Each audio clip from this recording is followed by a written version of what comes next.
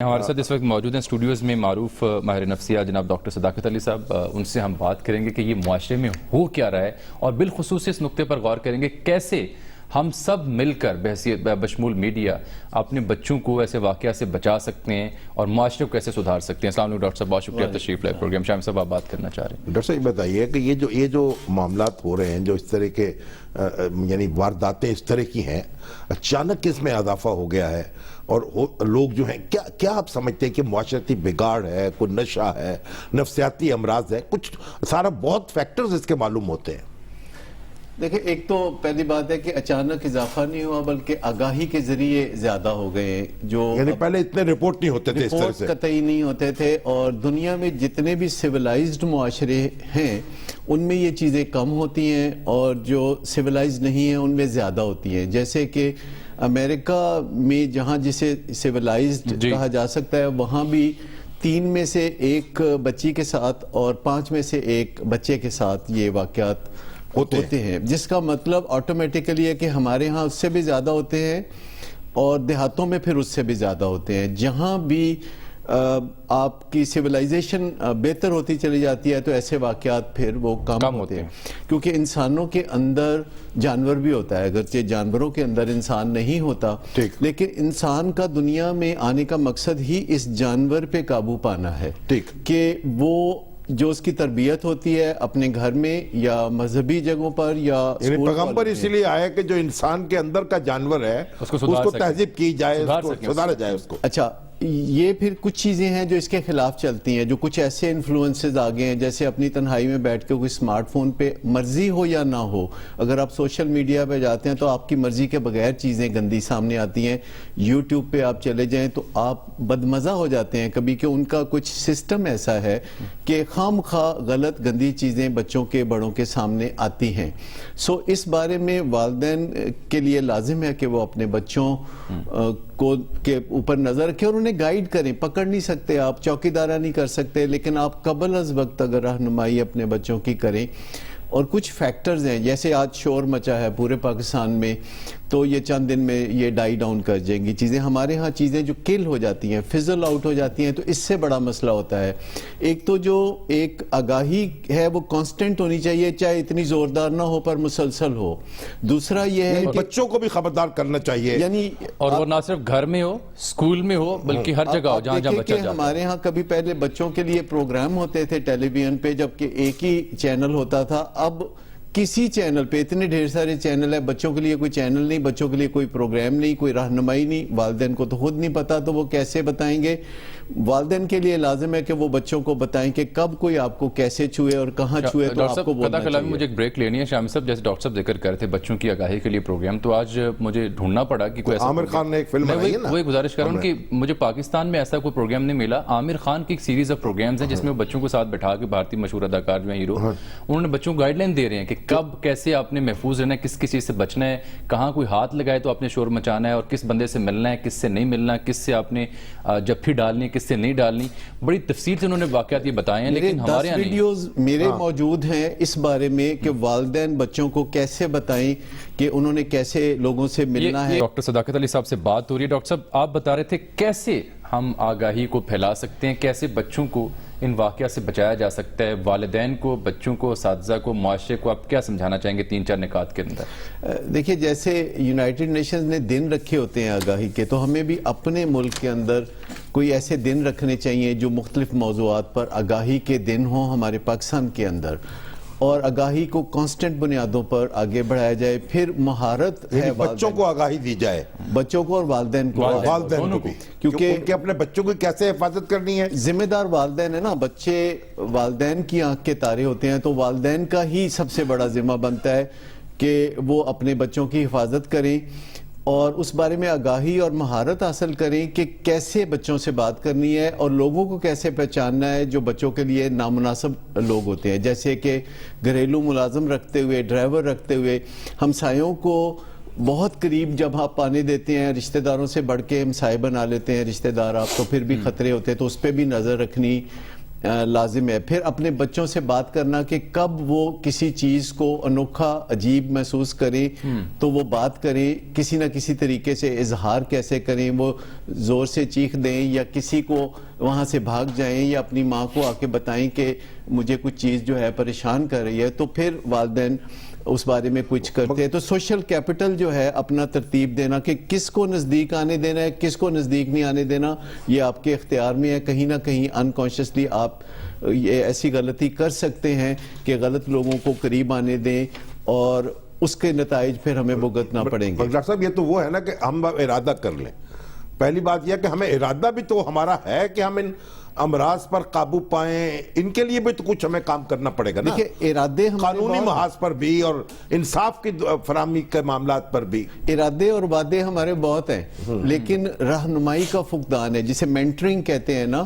یہ جو پرورش کا معاملہ ہے یہ ہم نے زیادہ تر رکھا ہوا ہے کہ اپنے ماں باپ سے ہم سیکھتے ہیں کہ پرورش کیسے کرتے ہیں. یہ کو بہت عمدہ پرورش ہم اس طرح نہیں سیکھ سکتے, یہ بھی سیکھنے کا کام ہے. اور کوئی انسٹیٹیوشنز ہونے چاہیے جو کہ والدین کو, چونکہ بچے بڑا موقع دیتے ہیں, وہ پیدا ہوتے ہوتے کافی وقت لیتے ہیں, پھر بڑے ہوتے ہوئے وقت لیتے ہیں, تو والدین کو اگر پہلے کوئی تربیت اپنی کر لینے کا موقع ملے کہ پیرنٹنگ کیسے کرتے ہیں, کیونکہ آرڈینری پیرنٹنگ اب کام کی نہیں رہی, تھیراپیوٹک پیرنٹنگ کی ضرورت ہوگی. اب رہا تعزیر کا معاملہ جس پہ یہاں لوگ بہت زور دیتے ہیں, تو تعزیر کا معاملہ 5ویں نمبر پر آتا ہے کسی بھی سدھار میں, یعنی جب آپ سزا کی طرف آتے ہیں. تو دنیا میں اب آہستہ آہستہ یہ بات سمجھی جانے لگی ہے کہ سزاؤں سے کوئی بہت بہتری نہیں آ سکتی, اور بھی ذرائع ہیں, لیکن سزاؤں کا ابھی بھی, یعنی سزا تو وہ ہے نا جب جرم ہو جائے, ایک جرم کی پریونشن ہے, اس کو روکنا, وہ بنیادی بات وہ ہے. اچھا, ایک ہوتی ہے جسے ماحول کی ترتیب دینا, سٹرکچر دینا. معاشرے میں جب ہم اپنے سٹرکچرز کو ٹھیک کرتے ہیں, سسٹمز کو ٹھیک کرتے ہیں, جب ہمیں پتہ ہو کہ ہماری حدیں کیا ہیں اور دوسرے لوگوں کی کیا حدیں ہیں, تو اس کے لیے تو ہمارے جو یونیورسٹی لیول پر, کالج لیول پر بھی ایک آگاہی کی ضرورت ہے. دیکھیں سارا ہمارا نصاب آبسولیٹ ہے. یہ ہمارا جو نظام ہے یہ بالکل کسی کام کا نہیں. 1960 کے بعد اس میں کوئی خاص تبدیلی نہیں. اور میڈیا جو ہمارا ہے اس کو بھی اس طرف توجہ کی ضرورت ہے, لوگوں کو ایجوکیٹ کرنے کی. ٹھیک ہے ڈاکٹر صاحب تشریف رکھیے گا آپ, ہم پروگرام کا آخری ہمارا چنک ہے, وقت بہت کم, آگے بڑھتے ہیں. شام صاحب یہ 2017 میں ایران کا ایک شہر ہے پرساباد اسے کہتے ہیں, وہاں پہ ایک چھوٹی سی بچی 7 سالہ اتینا اسلانی, بڑا مشہور یہ کیس ہوا تھا پوری دنیا میں. اس کے ساتھ ایک 42 سالہ شخص نے ایسی ہی خوفناک و بھیانک کارروائی کی تھی اور بچی وہ قتل کر دی گئی تھی. 1 ماہ کے اندر اسے گرفتار کیا گیا, اس کا ٹرائل کیا گیا اور اسے اس شہر کے مرکزی چوراہے پر ٹرین کے ذریعے لٹکا دیا گیا, عبرت کا نشان بنایا گیا. اور دوبارہ پھر تب 1 سال 1.5 ہو گیا ایسا واقعہ اس شہر میں, اس صوبے میں یہ پیش نہیں آیا. یہ ایران کی مثال. یہاں بھی جو ہمارا ماشاء اللہ تھا جنرل ضیاء الحق کا, اس دوران میں ایک پپو بچہ جو تھا, اس کے قاتل کو پکڑ کے اسی طرح سزا دی گئی تھی. اور اصل یعنی ایک بات یہ بھی ہے کہ مقدمات جو ہے بڑی تیز رفتاری سے فیصلے ہونے چاہیے, تفتیش کا نظام درست ہونا چاہیے. اگر کوئی جرم سرزد ہو جائے تو پھر اس کے ذمہ دار پر ہاتھ فوراً پہنچے قانون کا, اور یہ نہیں کہ اس کے لیے وزیر اعلیٰ کو اور وزیر اعظم کو بیان جاری کرنے پڑے, یا آرمی چیف کو اس میں دخل دینا پڑے, یا سپریم کورٹ کے چیف جسٹس اور لاہور ہائی کورٹ کے یا سندھ ہائی کورٹ کے چیف جسٹس. آپ دیکھیں اس سے ایک اور اینگل بھی ہے نا کہ عوام جو متاثر ہیں انہیں اعتماد کتنا رہ گیا حکومت یا حکومتی اداروں پر, عدالتوں پہ یا پاک فوج کی جانب رخ کرنا. اصل بات یہ اداروں کو جب تک تقویت نہیں جائے گی وہ اپنا کام خود کرے. تو یہ کس نے دینی تھی تقویت؟ یہ سب ہماری دینی تھی. حکومت کی ذمہ داری بھی ہے, ہماری دفاعی اداروں کی ذمہ داری بھی ہے, ہمارے عدالتی اداروں کی ذمہ داری اور قانونی اداروں کی منتخب ادارے جو ہیں. ایران کی میں نے بات کی, آج چونکہ مطالبہ یہ زور پکڑتا جا رہا ہے, سوشل میڈیا پر بھی فیڈ بیک جو آ رہا ہے, وہ کہہ رہے ہیں جی انہیں سر عام پبلکلی پھانسی دی جائے تاکہ عبرت کا نشانہ بنایا جائے کسی مجرم کو, تاکہ آئندہ کسی میں ہمت نہ ہو سکے. تو یہ خالد شفیق صاحب ہمارے ساتھ موجود ہیں, کوئی قریبی عزیز نکلے گا.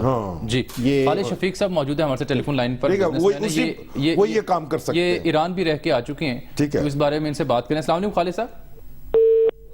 خالد شفیق صاحب سے دوبارہ ہم رابطہ کریں گے.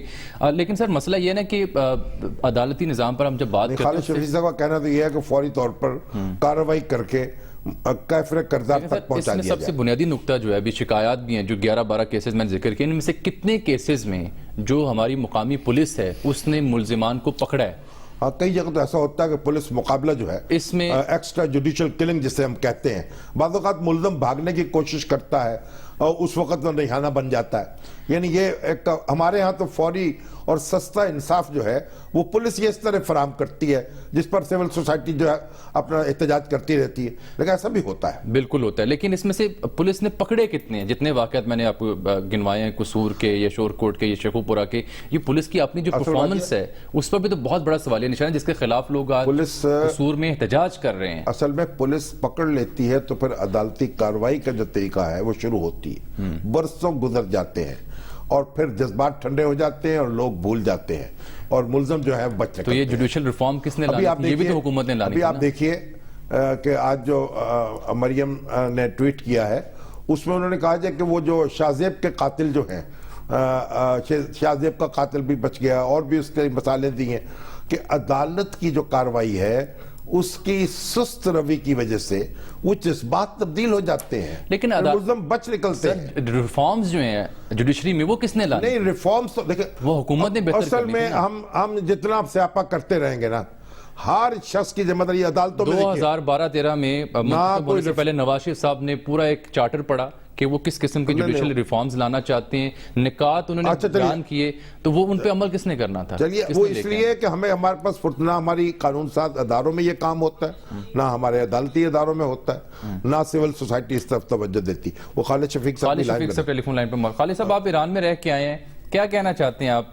वहाँ भी ऐसा एक वाकया पेश है जिसकी मैंने मिसाल दी थी, आज यहाँ हम भी इसी मकाम में मुब्तला हैं।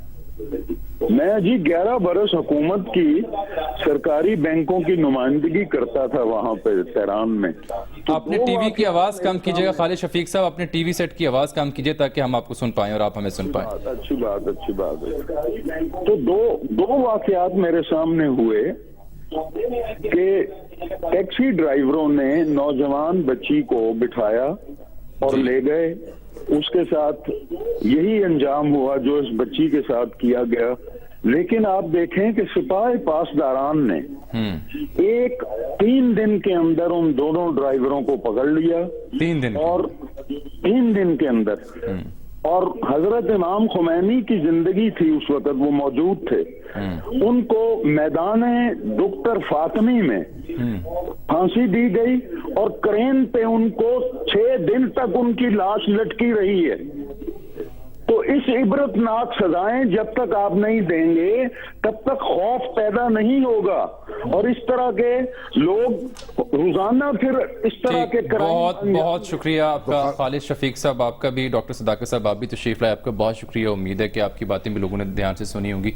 शाम साहब, आप कुछ कहना चाह रहे हैं? प्रोग्राम खत्म हो गया। बस जाहिर है कि हमारा जो लीगल सिस्टम है जिसमें वकील हैं, जिसके अंदर फिर पेशियां हैं, जिसके अंदर गवाह भाग जाते हैं, यानी ये सारी चीज़ों पे गौर करना पड़ेगा अगर हम इंसानों की ज़िंदगी गुजारना चाहते हैं और इंसानी मुआशरा जो है उसकी तश्कील करना चाहते हैं। बिल्कुल आपने बजा फरमाया, लेकिन इस पर भी गौर करना पड़ेगा कि जब 5 दिन पहले रिपोर्ट दर्ज करवाई गई पुलिस स्टेशन में कि बच्ची 7 साल की लापता हो गई है, तो वो पुलिस का सिस्टम वो कहाँ था जिसने उस बच्ची की तलाश ना की, उसे बर वक्त बाजियाब कराया जाता, तो आज हम ये रोना ना रोते।